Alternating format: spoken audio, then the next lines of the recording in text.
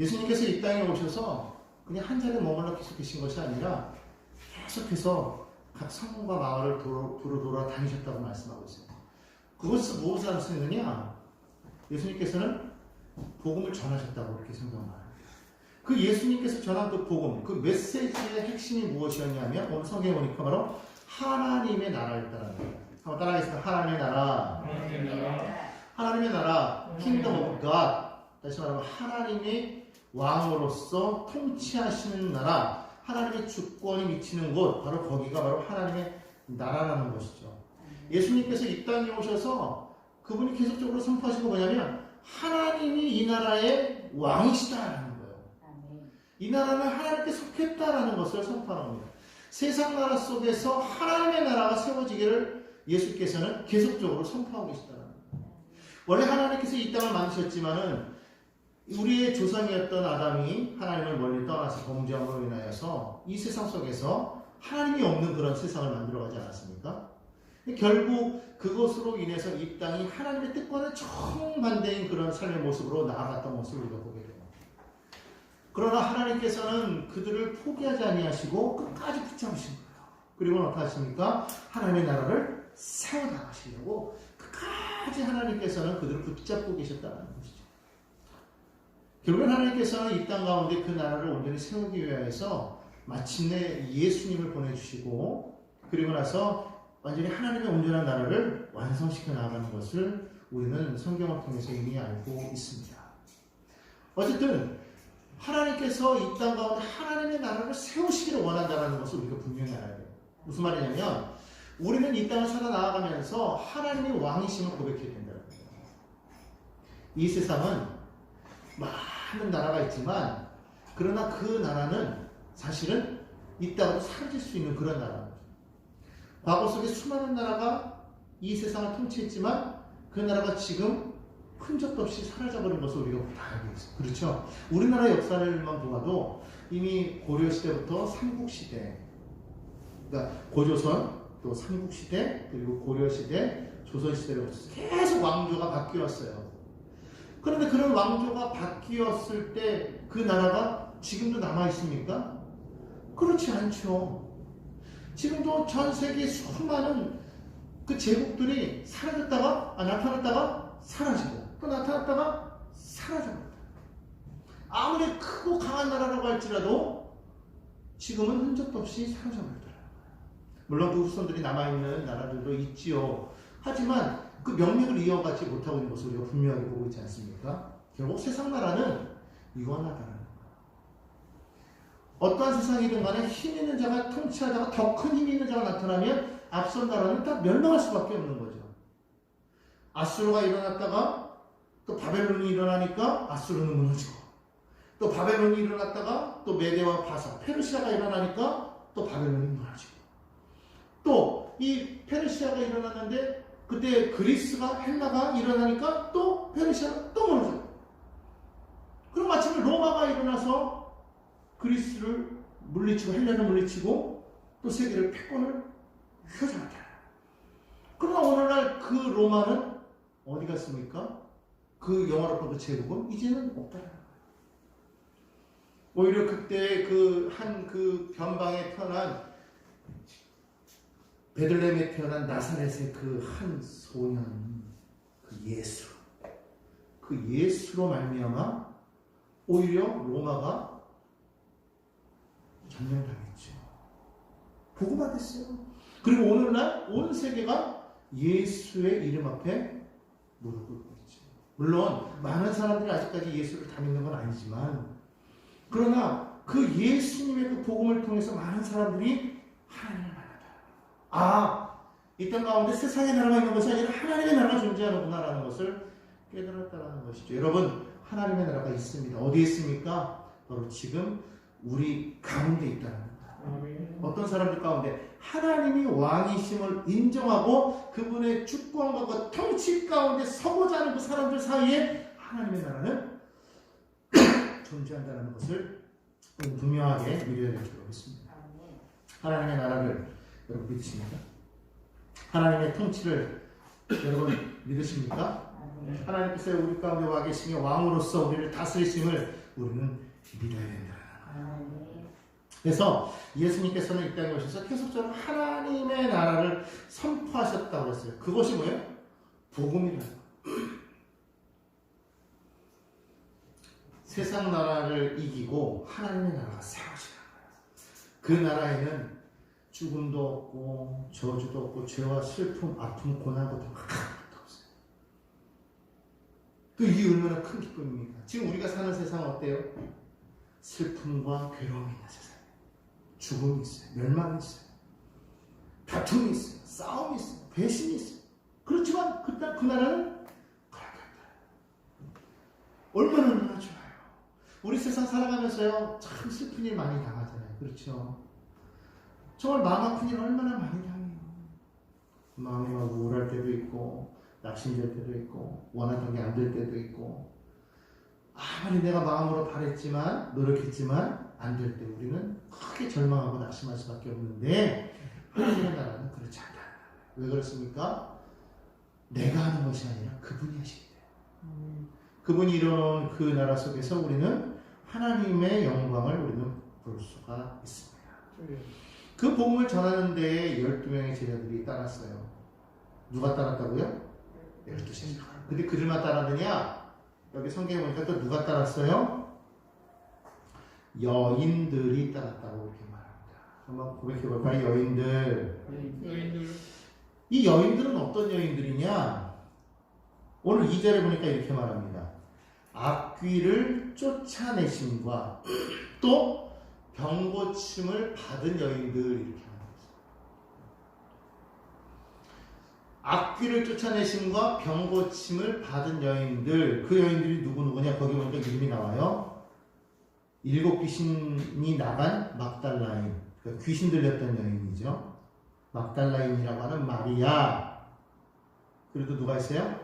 헤롯의 청지기 구사의 아내 요한나, 또 수산나, 기타 다른 여러 여자들이 있었다. 그러니까 예수님을 따라다니면서 많이 예수님을 따라다니면서 이들은 뭐 했느냐? 제자들은 복음을 전하는 데 있어서 그런 사역을 했다면 이 여인들은 그들이 가진 그 물질로 예수님을 좋았다는 거예요. 주의 일을 하는 데에도 물질이 필요하다는 것이죠. 근데 그걸 누가 담당했느냐? 이 여인들이 담당했대요. 근데 이 여인들은 어떤 여인이라고 그랬어요? 귀신이 들렸던.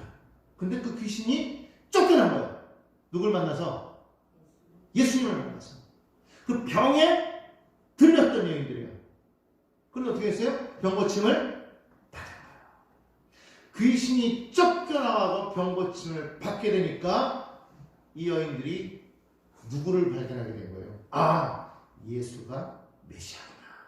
우리가 기다리던 그 메시아구나. 하나님의 아들이구나. 쫓아내요. 그러면서 막 섬기는 거예요. 은혜를 받은 자가 예수님을 쫓아요. 병고침을 받고 귀신이 쫓겨남을 입은 그런 사람들은요, 예수님을 쫓겨내 있어요. 자기의 소유를 가지고 예수님을 섬겼대요. 거기에 나오는 막달라 마리아, 요한나, 수산나 이런 여러 여인들. 근데 이런 여러 여인들 가운데에서 우리가 한번 보면은 이 막달라 마리아, 우리가 이 여인을 한번 볼 필요가 있어요. 우리가 이 막달라 마리아에 대해서 조금 오해하는 그런 부분이 있어요. 뭐냐면 막달라 마리아가 지금 여기 보니까 귀신 들렸다. 어떤 귀신이냐면 7 귀신이 나갔다고 그랬어요. 7 귀신 걸렸다. 그러니까 아주 보통 귀신에 사로잡혔던 여인이 아니죠. 그런데 이거를 가리켜서 고대에는 뭐라고 그랬냐면은 창녀였다 이렇게 얘기를 하는 거예요. 근데 사실은 이거는 오해예요. 성경 어디에도 그런 말은 없어요. 이 여인이 7 귀신을 들렸던 거는 맞아요. 귀신 들린 병력은 있었어요. 그런데 이 여인이 창녀였을 것이라는 것은 중세 교회에서의 그런 오해가 있었어요. 근데 사실은 이것을 전할 수밖에 없었던 그런 이유가 있어요. 뭐냐면 우리가 지난주에 우리가 배웠던 게 뭐죠? 향유를 부은 여인. 이 향유를 부은 여인이 누구냐 그랬을 때 저는 그때 뭐라고 그랬어요? 아마 나사로의 동생 마리아였을 것이다. 그렇게 얘기하는데 많은 사람들이 뭐라고 말하냐면 이 여인이 막달라 마리아였을 것이다. 이렇게 얘기하는 사람들이 있어요. 왜 그러냐면 누가복음 8장에 그 7장에서 그 여인이 향유 붓는 이야기가 나오고 8장에서 바로 이 막달라 마리아 이야기가 나오기 때문에 이제 그렇게도 보는 사람들이 있다라는 것이죠. 그리고도 사실 이 막달라 마리아가 그 이후에 예수님을 참 열심히 쫓아요. 심지어는 예수님이 죽은지 그 무덤에까지 먼저 올라가서 그래서 예수님이 제일 먼저 만난 여인도 바로 이 여인이거든요. 그러니까 아마 이 여인이 아니었겠는가. 그러면서 그 여인이 예수를 만남으로 인해서 그가 변화되어서 그가 예수님께 향유를 부었다. 뭐 이런 얘기를 하면서 어떤 과정을 보냐면 이런 죄인도 예수님을 만나면 구원받는다. 뭐 이런 어떤 의도가 있었다는데 사실은 이게 나뉘어져요. 실제로 이 여인이 막달라 마리아일까? 그렇지 않다는 거예요. 왜냐하면 막달라라는 지역과 베단이라는 이 막달라 마리아라는 그 말 그대로 막달라 지방에 사는 여인이거든요. 베다니와는 거리가 떨어져 있어요. 그리고 성경에서 우리 뭐라고 말했습니까? 예수님께서 마지막 6월절 이틀 전에 어디에 계셨다고 했어요? 베다니 시몬의 나병 환자였던 바리새인 시몬의 집에 있었다고 말하고 있지 않습니까?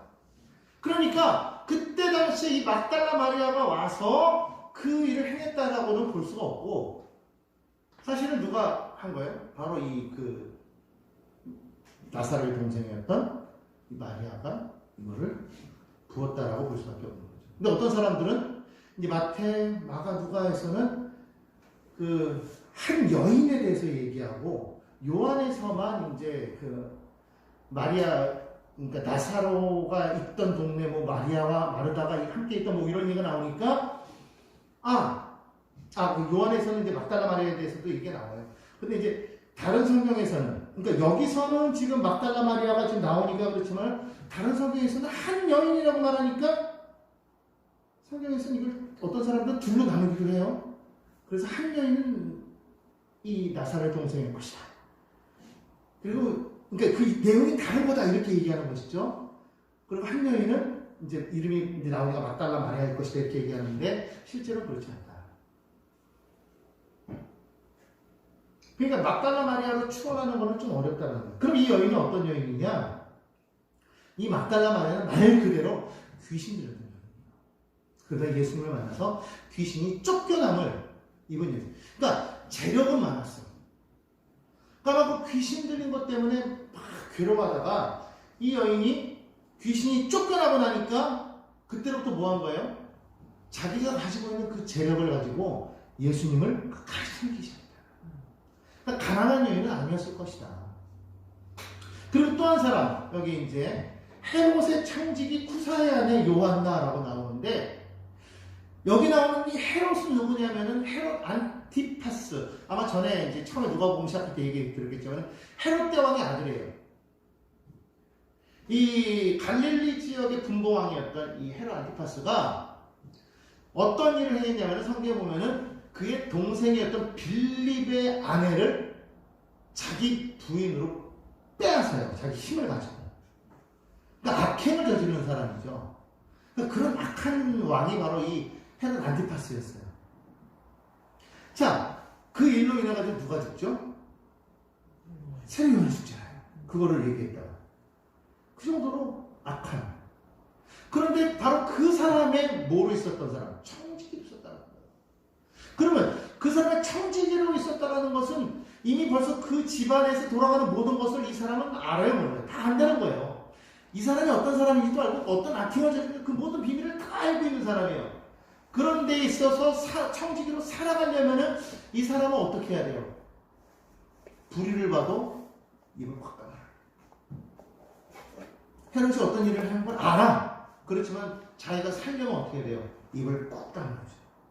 그럴수록 이 사람은 헤롯에게 더 많은 걸 얻을 수가 있습니다. 그렇죠? 그러니까 아마 내가 봤을 때는 이 사람은 성격이 그랬어요. 불의를 봐도 괜찮아. 그러니까 성격이 좋은 사람은 악할 수도 있어요. 대신에 뭐가 많았을까요? 재물이 많았다. 이런 사람이 하나님을 믿었을까요? 제대로 안 믿었겠죠. 예수를 믿었을까요? 안 믿었겠죠. 그런데 성경에는 나와 있지 않지만 앞에 있는 그 말로 잘 설명해 보면 지금 이 아내였던 요한나가 아마 병에 들렸다가 나음을 입었을지도 모른다는 거예요. 그러니까 이 여인은 예수를 만났어요. 그러니까 예수님을 쫓아다니고, 남편은 악해요. 남편은 안 믿어요. 그렇지만 자신은 예수님을 만나봐요. 병고침을 받았으니까. 그러니까 예수님을 쫓아다니는 거예요. 불의의 남편이 불의의 일로 버는 그 돈을 가지고 뭐 하는 거예요? 예수님이 행하는 그 뒷바라지를 하는 거예요. 오늘날에도 이런 사람들 많죠. 남편은 안 믿어요. 악해. 근데 부인은 예수님을 만났어. 예수를 믿어. 아무리 남편에게 전도해도 뭐 하지도 않아. 뭐 핍박만 할 뿐이지. 근데 여인은 너무 믿음이 좋으니까 하나님 앞에 정말 남편 몰래 막 열심히 섬기는 그런 사람도 있다는 것이죠. 그런 사람이 누구와 같은 사람이 바로 이 헤롯의 청직이 후사의 아닌 요한나 같은 사람이에요. 그런 사람들이 교회에 많아요. 그러니까 이런 막달라 마리아 같은, 또 요한나 같은, 이 수산나라는 사람은 누구라고 정확하게 나와 있지 않지만은 어쨌든 좀 어느 정도 좀 재력이 있는 여인이라고 그렇게 생각을 해요. 왜냐하면 이 사람들이 뭘 했냐면은 그들이 자신의 소유로 예수를 섬겼다라고 하는 3절을 이렇게 말하고 있거든요.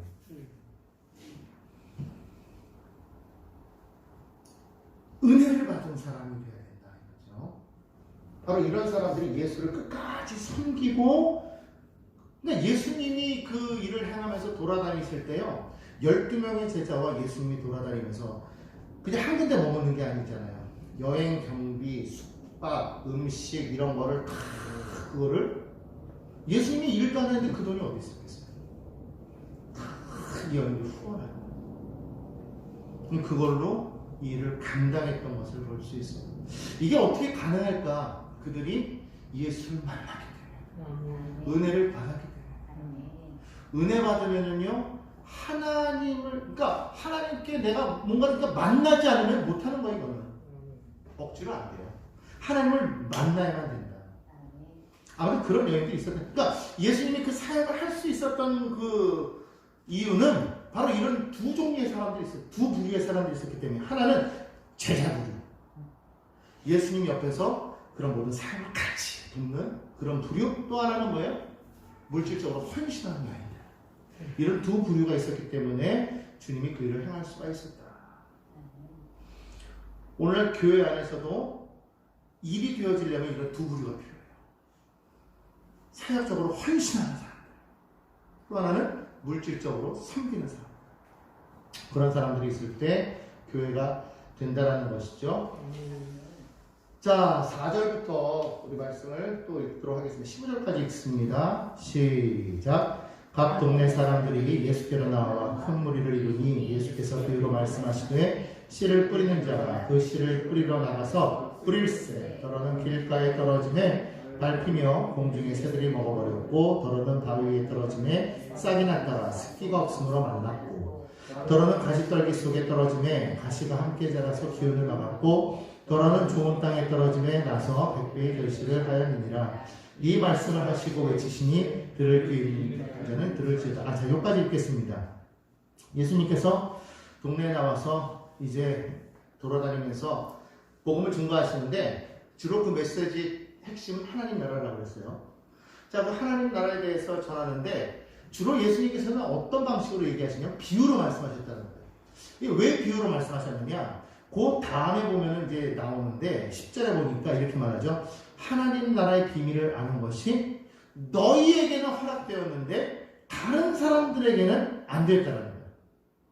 그러니까 듣기는 들어도 깨닫지 못하게, 보기는 보아도 알 수 없도록 그렇게 일부러 그러셨다는 거예요. 그러니까 이게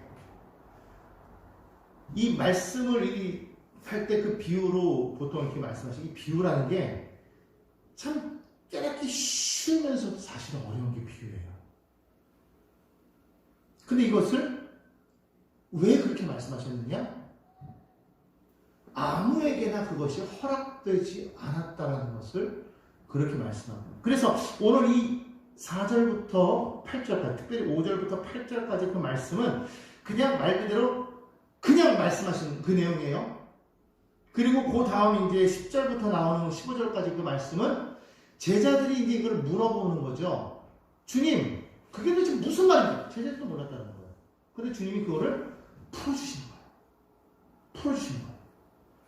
자, 그럼 한번 보도록 하겠습니다. 이제 10절부터 원래 15절까지 우리가 다 읽어야 되니까 한번 여기서 읽어봅니다. 9절부터 시작. 제자들이 이 비유의 뜻을 물으니 이르시되 하나님 나라의 비밀을 아는 것이 너희에게는 허락되었으나 다른 사람에게는 비유로 하나니 이는 그들로 보아도 보지 못하고 들어도 깨닫지 못하게 하려 함이라.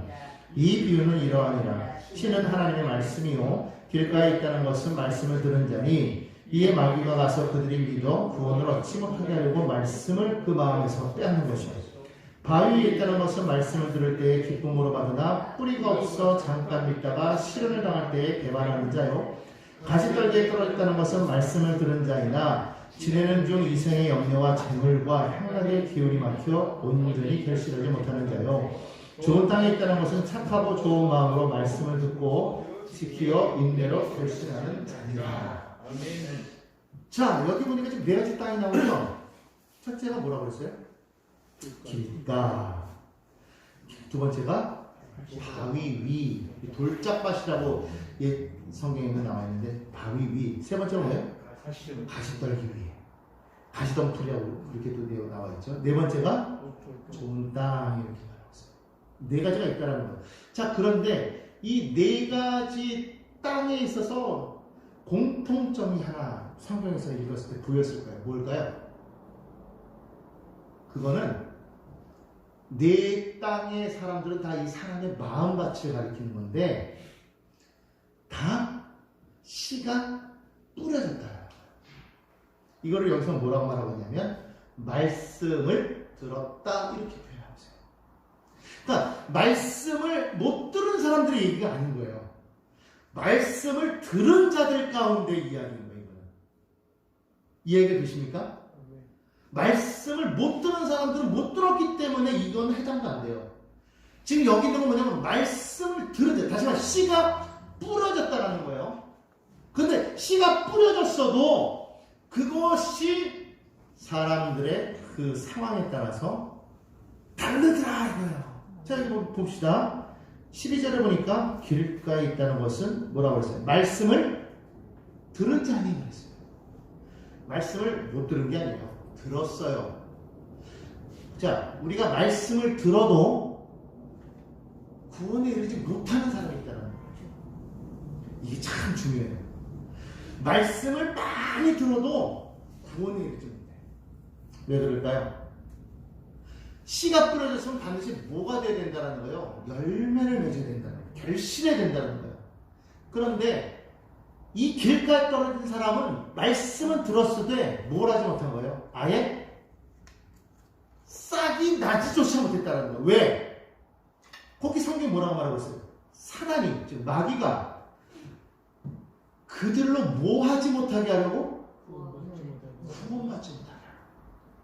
구원받지 못하게 하려고 그 말씀을 마음에서 빼앗아. 자, 말씀을 들어도요, 이 말씀이 한 길로 왔다, 이쪽 길로 왔다, 이렇게 나가버리는 거예요. 일로 들어서 일로 흘려버리면 끝인 거예요. 말씀이 들어왔을 때 마음에 닿아야 돼요. 아무리 말씀을 전해도 그 말씀을 듣기는 들어도 그것을 그냥 흘려버리는 자는 구원받지 못하는 거예요. 교회에 나오는 게 중요한 게 아니라는 거예요.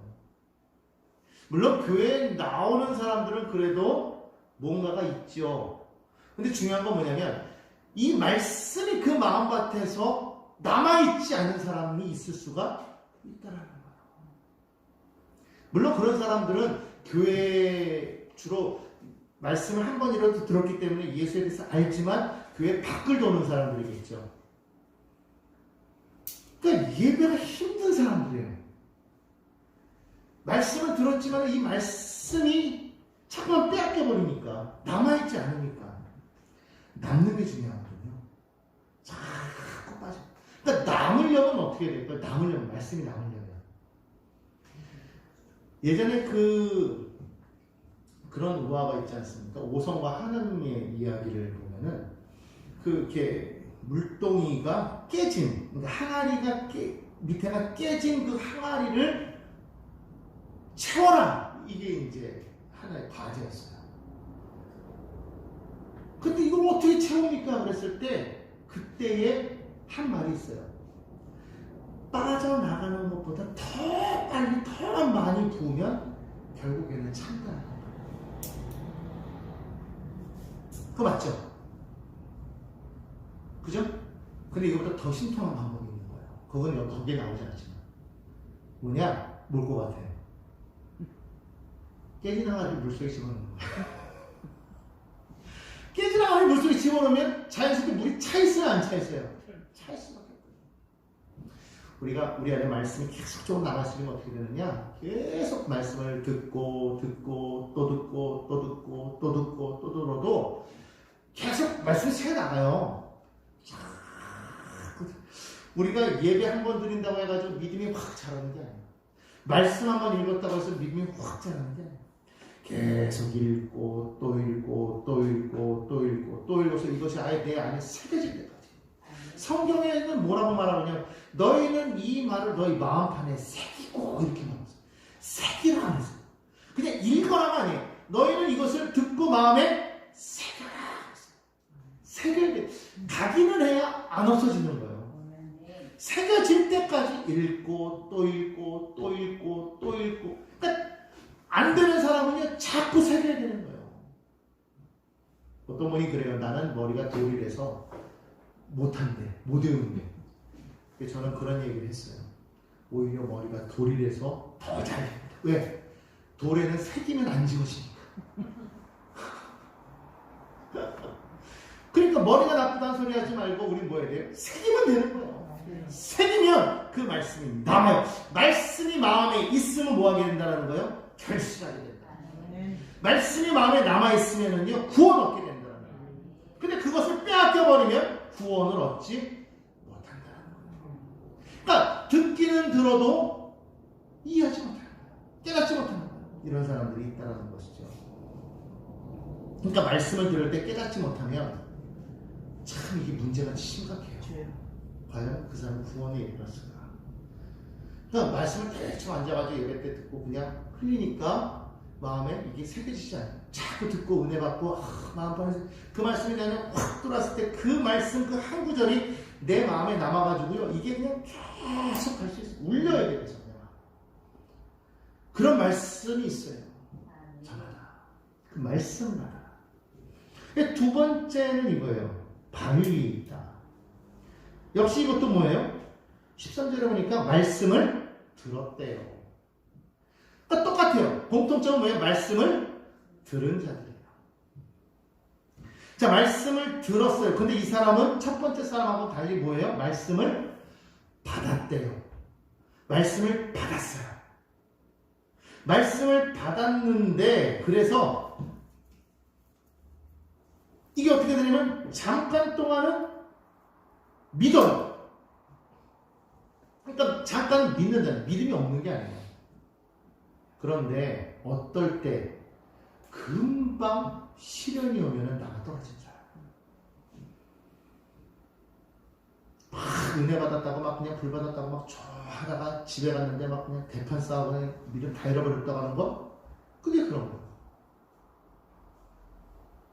우리가 생각할 때 감정과 믿음을 헷갈리면 안 돼요. 근데 우리는 그러지 못해요. 그러니까 은혜로 받고 감정으로 다스려요. 영으로 받고 감정으로 싹 쏟아요. 그게 뭐 같은 사람이냐면 이 바위 위에 있는 겁니다. 바위 위에.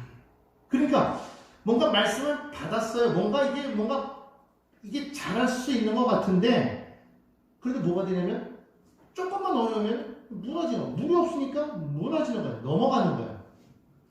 시련이 다가올 때 그래서 사람을 알 수가 있어요. 시련이 다가올 때 그 사람이 믿음이 있느냐 없느냐. 그러니까 믿음이 있는 자는 어떠한 시련이 다가와도 그 믿음을 견뎌나갑니다. 근데 믿음이 약한 사람은 시련이 오면 믿음에서 떨어져요. 그러니까 보통 그런 말 많이 하잖아요. 하나님이 나를 내가 이렇게 열심히 했는데 하나님께서 내게 응답하지 않았대. 그래서 나는 하나님이 계신다고 생각하지 않아. 그리고 하나님을 떠나는 사람들이 있어요. 어떤 사람이냐? 바로 이 바위 위에 있는 사람이에요. 받았어요. 받았는데 떠나가는 거죠. 세 번째는 뭐예요? 가시떨기 위에 떨어져요. 가시떨기. 역시 마찬가지로 14절에 보니까 뭐라고 그랬어요? 말씀을 들었대요. 말씀을 안 들은 사람이 아니고 말씀을 들었어요. 그런데 말씀을 듣고 살아가다가 자꾸 마음이 어디로 뺏기는 거예요? 이 세상의 일로 자꾸 마음이 뺏기는 거예요. 왜냐면 우리가 하나님의 나라의 백성이지만 세상에 더불어서 함께 살아가다 보니까 이 문제가 거기 있는 거예요. 세상 것이 자꾸 마음에 들어와서 자꾸 내 마음에 뭐가 와요? 염려하다, 근심이다. 살아가다 보면 그런 게 많이 있잖아요. 우리 믿는 사람들도 살아가다 보면 자꾸 염려, 근심, 걱정이 자꾸 올 때가 있어요. 근데 거기에 붙잡혀버리면 어떻게 되는 거예요? 열매가 맺어지지 못하는 거예요. 이걸 이기면 열매 맺을 수가 있는데 열매를 맺기는 맺어요. 그런데 맺었는데 어때요? 이게 예를 들어서 뭐 사과가 이렇게 열렸는데 사과가 이렇게 확실하게 열려야 되는데 사과가 요만하게 비실비실 빼잖아요. 포도가 완전히 쭈그러졌어. 뭔가 열리기는 열렸는데 이건 먹을 수 있는 게 아닌 거예요. 그러니까 안 열리는 것도 아니야. 열리긴 열려요. 그러니까 이게 믿음이 없는 건 아닌데 그렇다고 믿음이 있는 것도 아니에요. 애매모호한 거야. 그러니까 이런 사람들은 세상에 그런 염려가 많아요. 너 근심 걱정 말아라 주 너를 지키리. 할렐루야. 너 근심 걱정 말아라. 근심하지 말아라. 성도는 근심하는 자가 아니에요. 근심하는 자 같으나 도리어 기뻐하는 자라고 했어요. 여러분 마음에 근심이 다가올 때 여러분 기뻐할 수 있어야 됩니다. 어떻게 기뻐할 수 있습니까? 말씀 속에서 힘을 얻거든요. 근심이 안 오는 거 아니에요. 또 재물과 향락의 기운이 막혔대요. 그러니까 자꾸만 그거에 마음이 뺏겨버리니까 무언가를 하려고 하다가도 의욕이 떨어져 버리는 거예요. 그러니까 이런 사람이요 조금 안타까워요. 그것만 잘 극복하면은 얼마든지 믿음의 큰 성장을 이룰 수도 있고 열매를 더 잘 맺을 수도 있는데 지금 그걸 못하고 좀 간당 뭔가 좀 되는 것 같다 안 되는 것 같다 되는 것 어쩔 때는 막 믿음이 좀 있는 것 같아가지고 교회에 막 나왔다가 또 마음이 저가면 또 안 나왔다가 왔다 갔다 마치 그 조울증 걸린 것 같죠. 네. 조증이 됐다가 우울증 됐다가 조증 됐다가 우울증 왔다. 이 신앙의 롤러코스터를 타는 거죠. 오르락 내리락 오르락 내리락.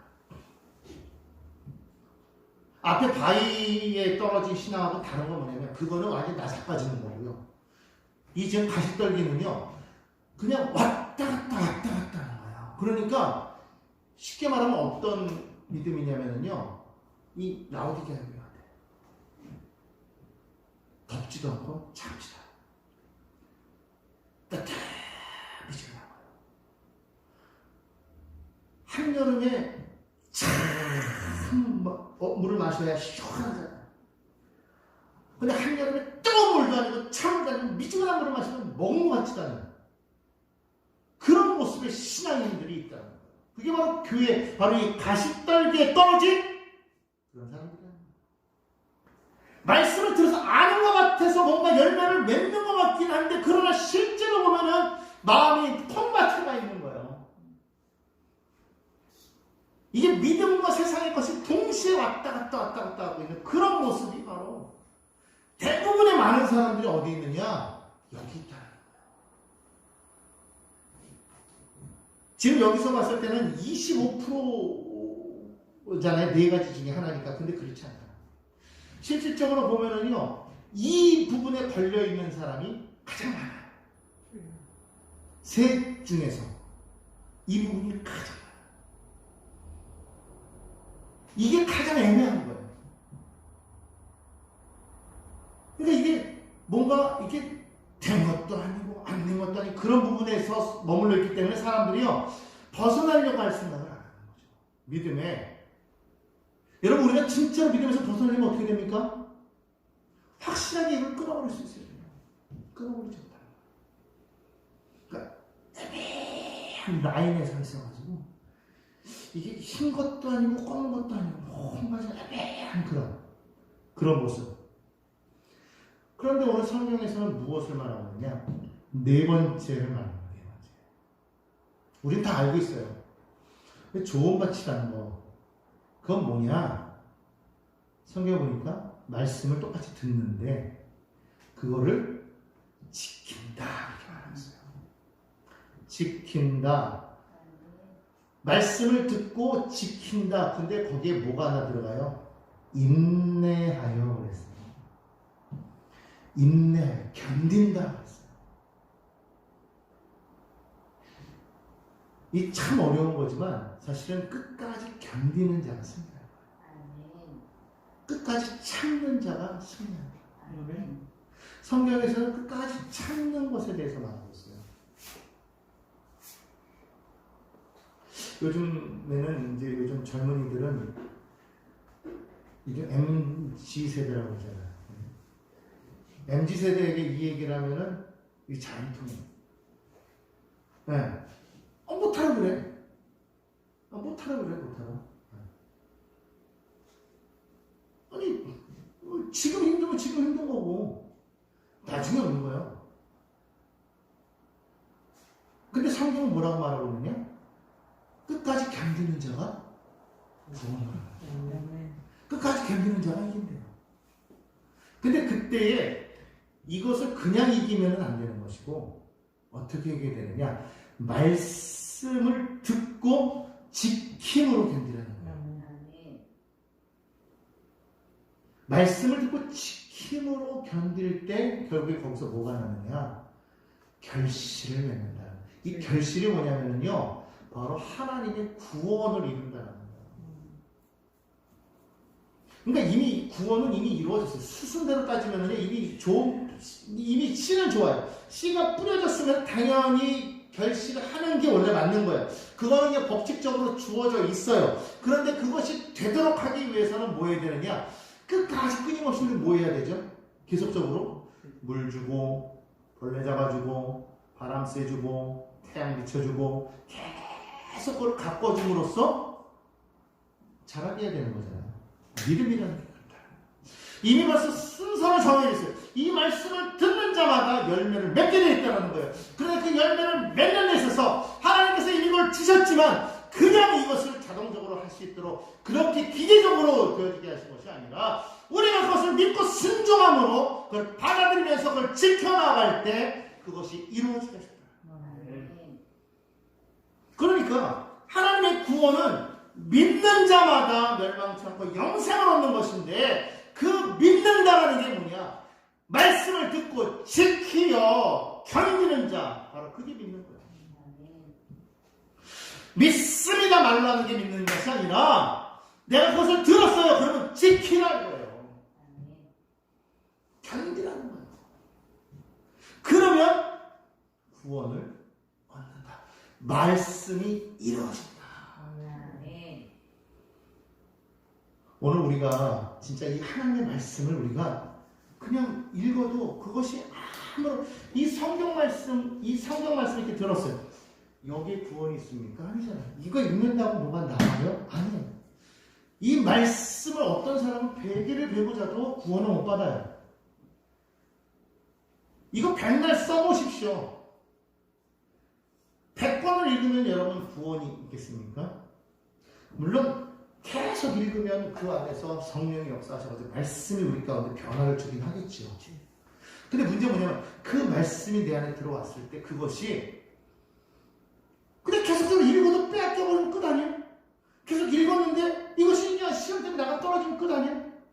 말씀을 많이 알아서가 아니라 몰라서가 아니라 다 말씀을 들었어요. 들었는데 뭐하라? 지켜라. 견뎌라. 이게 정말 필요한 게 아닌가 생각합니다. 우리가 힘든 게 그거 아니겠어요? 말씀을 읽는 게 힘든 게 아니에요. 말씀 읽는 거는요, 얼마나 좋은지 몰라요. 좀 어려운 말씀이 있죠. 헷갈리는 말씀이 있어요. 그게 문제가 아니잖아요. 그래도 말씀을 읽는데 어떤 말씀은 너무 은혜가 될 때 있잖아요.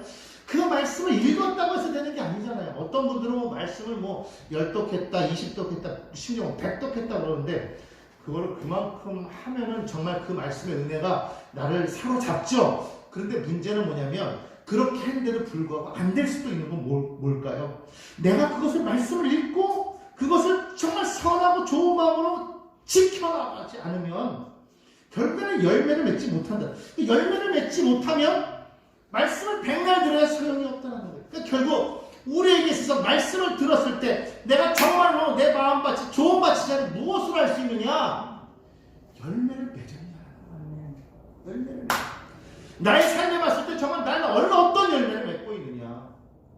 은사도 중요하지만 은사보다 더 중요한 게 뭐냐? 말씀을 듣고 열매를 맺어야 되기 때문에 성령의 열매가 중요하다. 그 열매가 있습니다. 그렇기 때문에 누구든지 그 사람을 나무를 볼 때 그 나무의 그 열매를 보고 그 나무를 알듯이 우리도 마찬가지로 그 열매를 보고 그 사람을 알게 되는 거죠.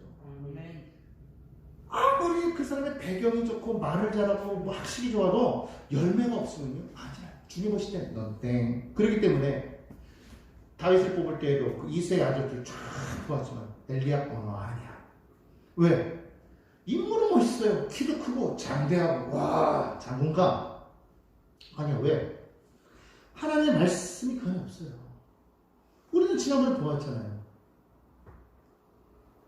하나님을 모욕하는 그 골리앗 앞에서 그들은 전부 다 주눅들어 있었지만 다윗만 어떻게 마음으로 하나님을 그 하나님의 백성들을 저렇게 모욕하는 저 사람들고 어떻게 가만히 있냐고 아주 노발대발하잖아요. 그 다윗 하나님 그 마음을 보셨기 때문에 하나님 다윗을 쓰신 거 아니겠어요? 말씀을 듣고 그냥 말씀이 들어서 그냥 하나님을 모욕하는 자들 가만히 아니라는 거예요. 전능하신 하나님 살아계시는데 왜 우리는 그 살아계신 하나님을 우리는 떳떳하게 자랑하지 못할까요? 오늘 많은 사람들이 예수 믿는 걸 부끄러워하고 숨겨요. 왜 그래야 되나요? 내 안에 열매가 없기 때문에 그럴 거예요. 그분이 부끄러운 게 아니라 그분을 믿는다고 하면 내가 열매가 없으니까 부끄러운 거예요. 그러니까 사람들 앞에서 자신 있게 말하지 못하는 거예요. 예수가 여러분 살렸다. 나를 봐라. 내가 열매를 봐라. 증거 아니냐 내가. 이렇게 말할 수 있어야 되는데 말하려고 하니까 정작 내가 너무 가르게 많아. 감출 게 너무 많아. 드러낼 게 없어요.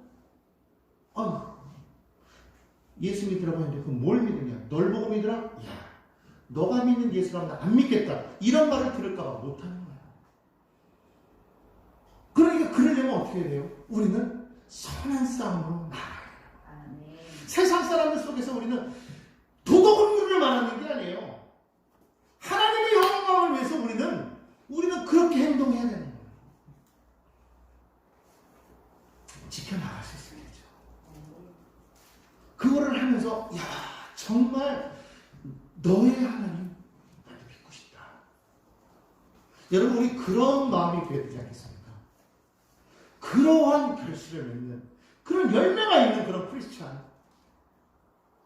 정말 그런 크리스찬들이 우리는 정말 필요하다는 거예요. 아멘. 명목만 이름만 크리스찬이 아니라 정말 진정한 크리스찬. 예수 믿고 잘 사는 게 중요한 게 아니라 정말 예수님 때문에 그의 삶의 모습이 정말 멋있다. 존경할 만한, 신뢰할 만한, 진짜 당신의 하나님, 당신의 분이 하나님 살아계신 분. 당신의 분이 정말 하나님이 좋으신 분이군요. 하나님은 위대하신 분이군요. 말할 수 있는 사람.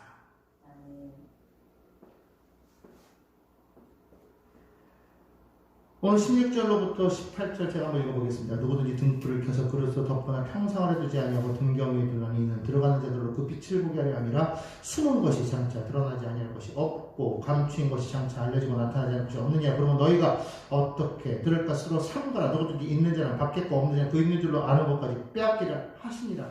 여러분 등불의 역할이 뭡니까? 길을 비춰주는 거예요. 우리 선한 사람들의 해야 될 일이 뭐냐? 세상에 빛이 되는 거예요. 아무리 우리가 그 비단에서는요, 숨길 수 있는 게 아무것도 없어요. 여러분, 우리가 아무리 숨기려고 해도 다 드러날 수밖에 없는 거 아니겠습니까? 다 드러나요. 그 드러났을 때 우리가 나중에, 정말 저 사람 대단해. 정말 저 사람 믿는 사람이구나.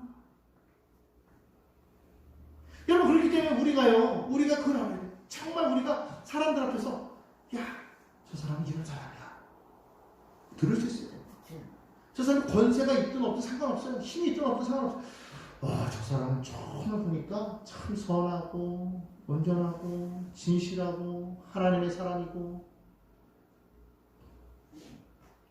여러분, 이것을 우리가 분명하게 깨닫는 저와 여러분들이 될 줄 알겠습니다. 무엇을 가지고서 우리가 서로를 비교할까요? 다른 거 없어요. 내 안에 계신 그 예수를 드러냄으로써 나의 삶을 온전히 다른 사람들이 보았을 때, 진정한 크리스찬, 리얼 크리스찬, 너야말로 예수의 형상이다. 하나님의 형상이구나. 여러분, 이런 고백이 우리 모두의 입에서 나오게 되기를 주님의 이름으로 축원합니다. 아멘.